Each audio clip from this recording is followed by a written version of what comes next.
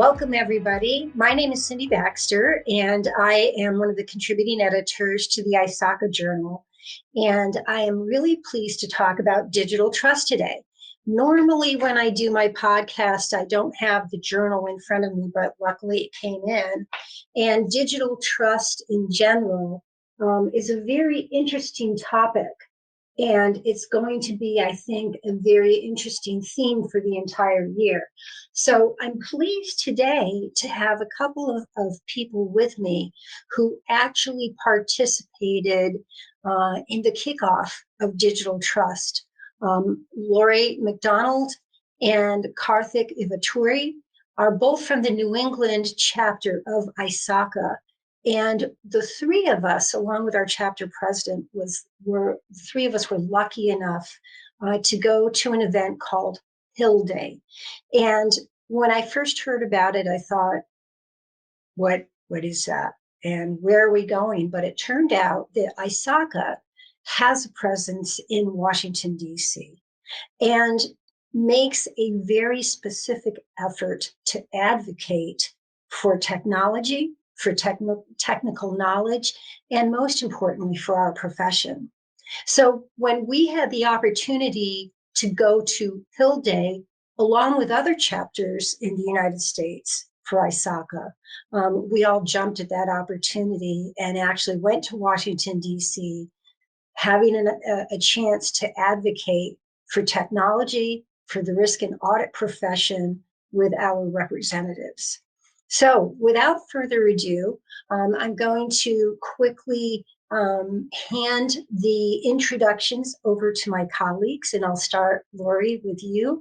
Lori is the treasurer of the New England chapter of ISACA. Lori? Thank you, Cindy. It's really a pleasure to be doing this. So I am the treasurer of the ISACA New England chapter. I've been involved with the chapter for 15 plus years. I'm a past president of the chapter. I also worked in the marketing committee, the strategic planning committee, and now I've come back as treasurer. So I've been working, been full circle with the chapter.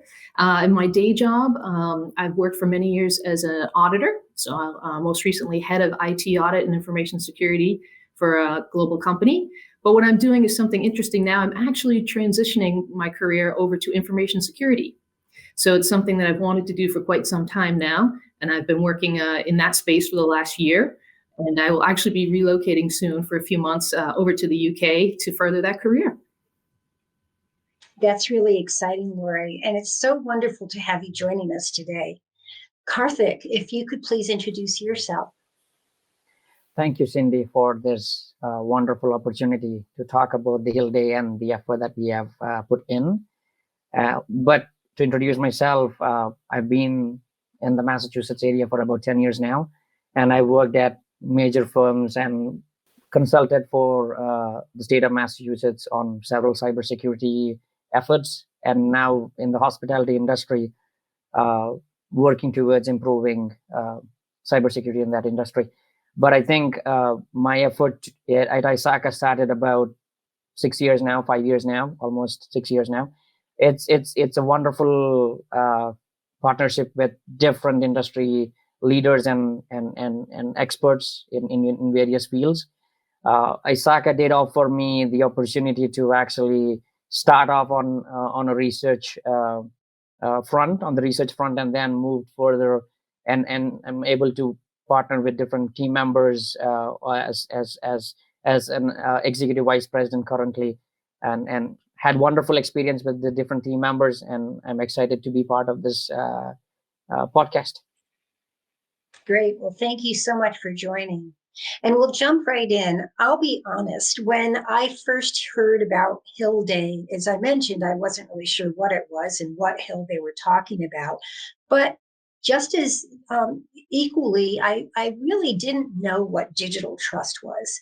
And I feel like I've come to a much better realization at this point, and feel strongly that for ISACA members, this is a unifying moment where it brings a lot of our disciplines to the forefront. But that can mean something different to everyone.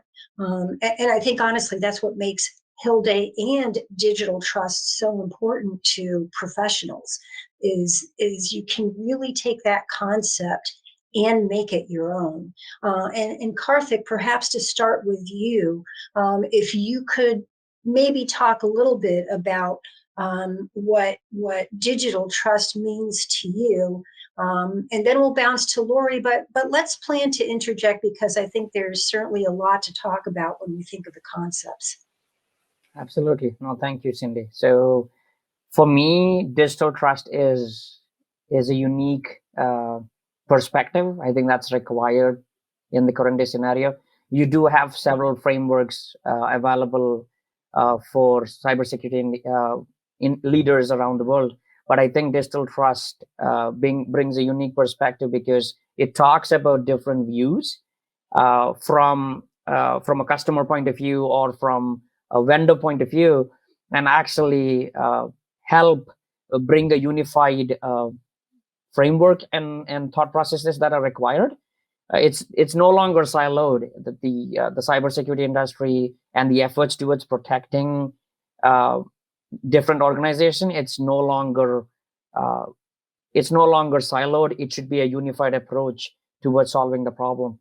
And especially for the Hell Day, I'll add a little bit quickly, is I love the event because from across different chapters across the United States, you had several industry leaders from different organizations bring in their perspectives and actually talk to our congressmen and senators across the United States. That's like a great effort to make sure our voices are heard.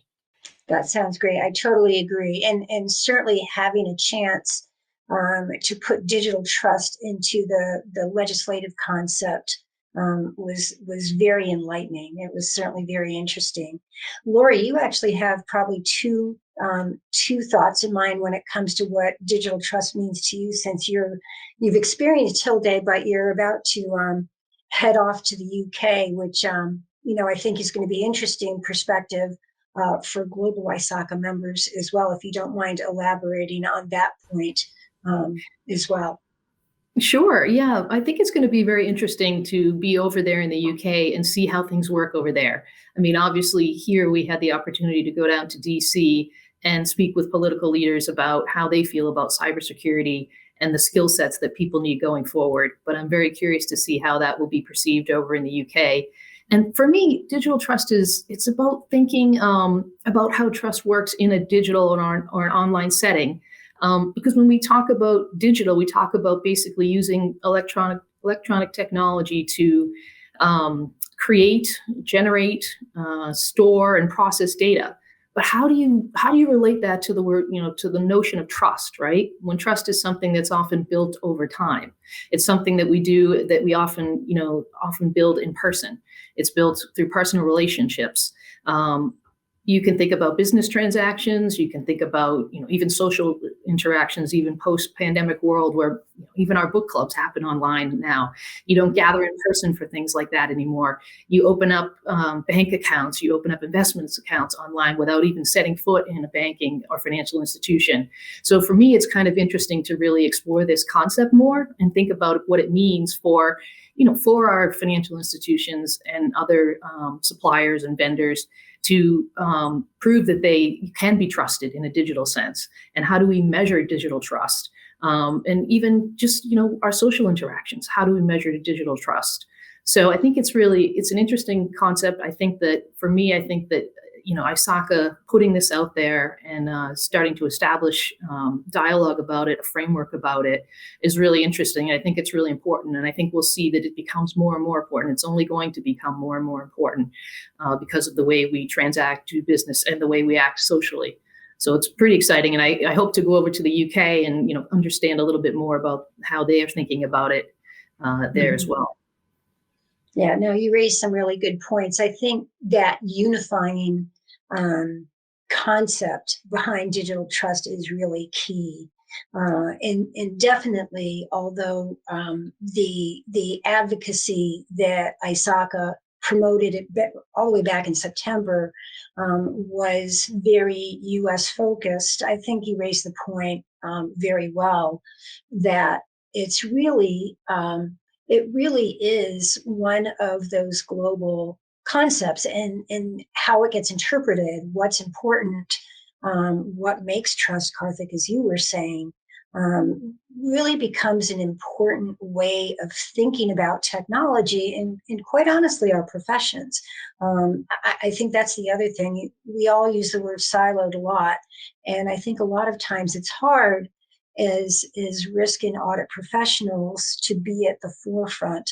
I think the word trust certainly puts us there. And now there's an opportunity for us to do something unique with that concept. And I think that puts us in a position of figuring out what goals make sense for digital trust as well. I certainly like the fact that they've branded digital trust.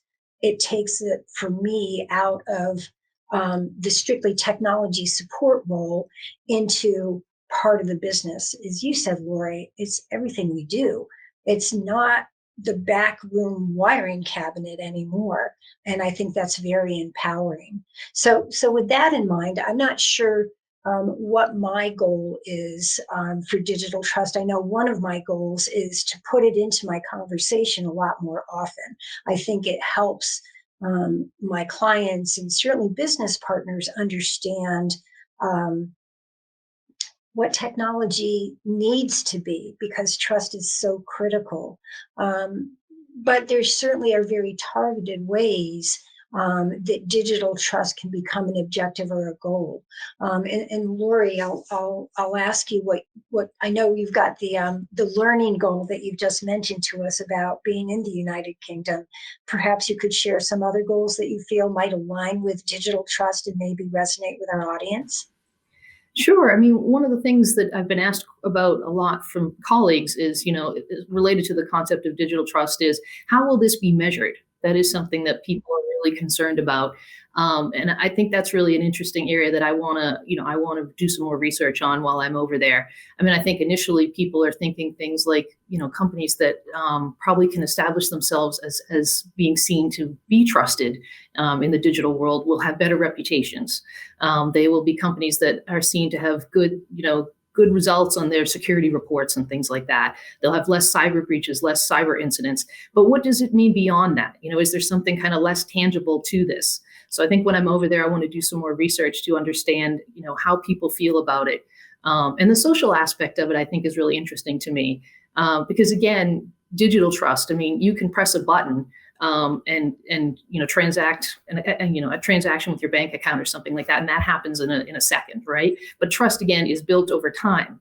So I think, to me, trying to understand those two concepts and put them together, marry them together, and understand what that means is really important. So I'm going to be doing some research to understand that, kind of talking about how the psychological and almost social aspect of trust relates to the fact that we're doing transactions that are basically ones and zeros. If that makes sense. It's to me, that interaction and the interplay between those two things is really just kind of fascinating.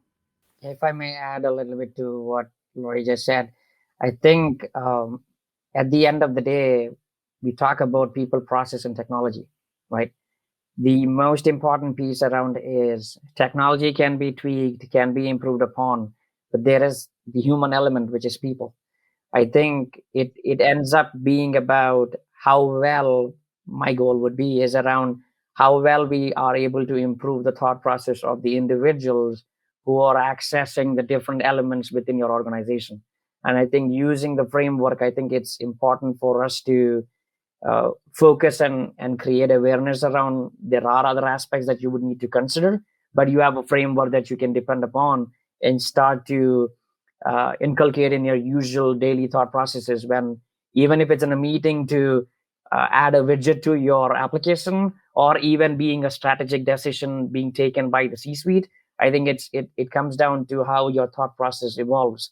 And I think this framework can be used to basically create that awareness. I think that would be a good way to focus on this year for 2023. And I think we can use this framework to create that. That's what I think. Those are really two great goals. I think understanding metrics, really three, because the psychology, Lori, that you mentioned is critical. But Karthik, as you say, also awareness, metrics, awareness kind of go hand in hand, building that trust and certainly the psychological reaction. Trust is such a loaded word, has so many implications. Definitely gives us a lot as professionals to think about in terms of objectives and goals, but absolutely measuring and in making it real, building awareness, getting the word out, finding out what those reactions are all really crucial. When we think back, I'll just take us all back once again to the day, which hard to believe was over 2 quarters ago, practically, because we went in mid-September. I was first of all surprised that ISACA was even involved in Capitol Hill, involved in government, if you will. I certainly wasn't surprised. I was actually really pleased to hear of the digital trust concept. It really resonated with me. But Hill Day was definitely not what I expected. I didn't expect ISACA's presence, which is a powerful message for members worldwide, by the way, to have that kind of advocacy. It's not just about getting CPEs with ISACA, but I think it's also a great have to make a plug for Engage. It's pretty amazing what you can do as you start to get involved with your chapter or be involved as a volunteer in general. So Hill Day surprised me a little bit because I didn't realize there was that kind of an advocacy connection. And Karthik, I don't know if there was anything about the Hill Day experience in particular that might have surprised you. It might not have had anything to do with what I just mentioned, but what was unique from your perspective about the day itself? The uniqueness was bringing so many people together. And different leaders from across the United States, and actually meeting the congressmen and women and their associates too. But that in itself is unique. But again, the preparation that they had towards our meetings and our conversations, that felt good, because we would be in our own bubbles, right? On a day-to-day basis, we would meet several people. But when you have a conversation, which is very well prepared, a prepared conversation is compared to an unprepared one, is you will see the difference. This is pretty good, where I felt that we were able to make an impact. I guess we were able to make an impact as well, communicating what we thought. Why do we need certain aspects of the efforts that ISACA is putting towards, right? I think that in itself made me happy. I'll put it that way. That's a really good point. And certainly the impact that we have, I like how you mentioned that, because, who knew? And for our listeners, there were several chapters involved. So we specifically met with representatives of Massachusetts, but the Florida chapter was present. The California chapter was present. So the opportunity to advocate very uniquely on a common theme, yet with a local touch, was very much in evidence for that day. So just as Karthik mentioned, there were a number of chapters, but we divided and conquered and came back together on the same theme. Lori, how about you? What was unique or surprising about Hill Day from your perspective? Well, first of all, I wasn't aware that ISACA was an advocate in this space. I wasn't aware that this was something that ISACA did at all.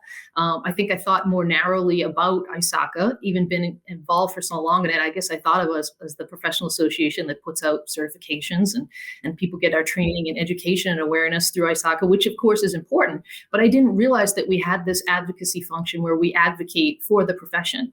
So I was really pleasantly surprised to see all the work that's being done done, how established it is, how professional it is, how that we have professional lobbyists that are engaged with us. So when we went down to Washington, we were really prepared, and there was an Advocacy 101 training for us. So we understood how to engage with people down there. So that was really, valuable training and skill set for me.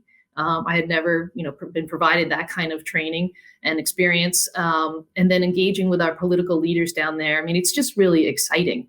I was, really looking forward to being down in DC. I had not been in DC in many years, probably since high school. So just being down there in our nation's capital is really exciting. It was a beautiful sunny day. I was really impressed with the attention we received too from the political leaders and their staff. They were really engaged in understanding more about what we were talking about. They wanted to hear more. They were asking questions. They wanted to understand more about, one of the things we were talking about was the U.S. National Defense Authorization Act and how that can provide funding for more cybersecurity skill training for people, and how that is really important because that's what was very much needed. So I was really surprised and really impressed by the work that ISACA has done to put us in the position to be able to talk to those people. And it was an exciting day to meet with other people from other chapters, network with other people. I'm connected to lots of new people on LinkedIn that I wasn't connected to before, and exchanging information and conversations with new people. And I'm thinking about, there's more I think we can do. I think there's more we can do. This is just one particular bill and one particular piece of legislation that needs to be passed. But I really think that there's more that we can do in this space.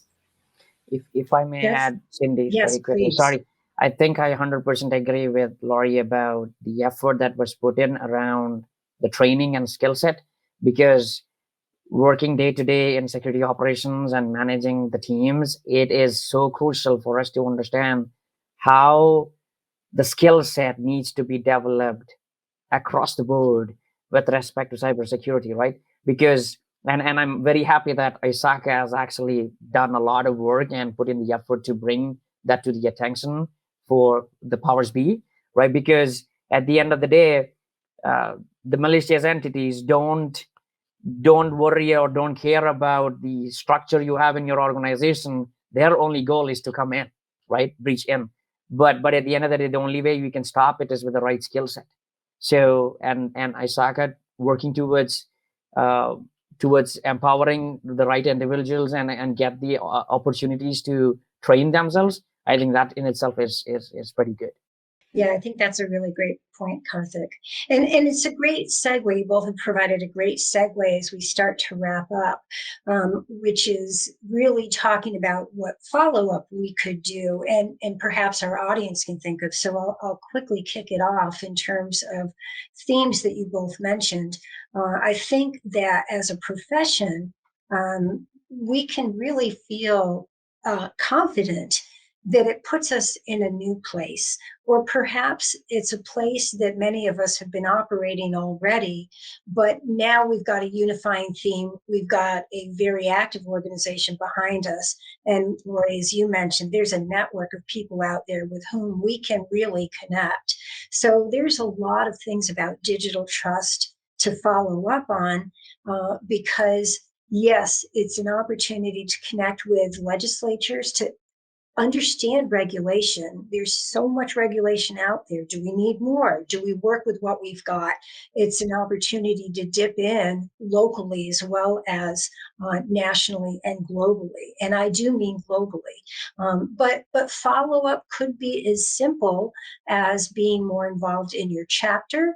It could be as simple as Lori was mentioning, honing in on a bill that does foster a better understanding of technology. So maybe Lori, you could help me kick it, kind of wrap things and kick off the discussion of how you might see some follow-up in your view for you.